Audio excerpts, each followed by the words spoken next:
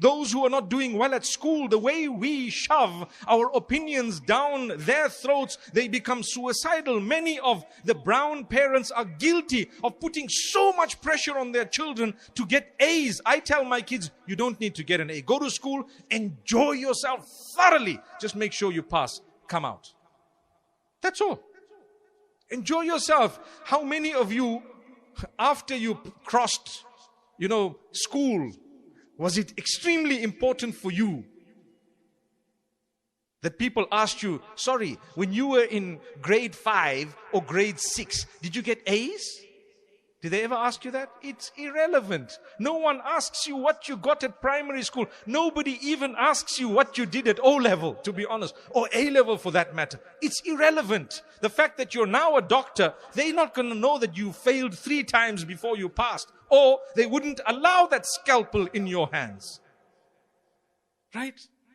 Don't worry. That's life. It's Allah's way. The brightest children are not always the most successful on earth. And I want to tell you something else. To prove that your education and your wealth are not necessarily connected, Allah makes some of the wealthiest from amongst us some of the least educated.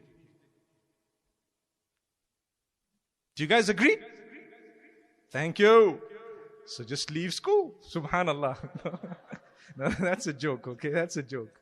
That's a joke. But subhanallah, it's amazing. And this is why, you know what, I really feel hurt when people sometimes see a successful businessman, a person who's doing really well, and then they make an issue out of the fact that this person has not gotten a degree or whatever else, so they cannot marry our daughter. But what was the point of going to school in the first place? To earn a living. This man's earned the living without having gotten that degree. Now what's the problem? Subhanallah.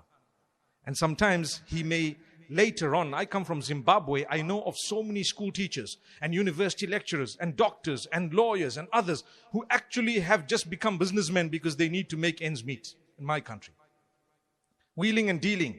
You get a guy who's proper qualification, and subhanallah, they're just wheeling and dealing because they're making money at least through that wheeling and dealing. It's a scenario that can happen. It has happened.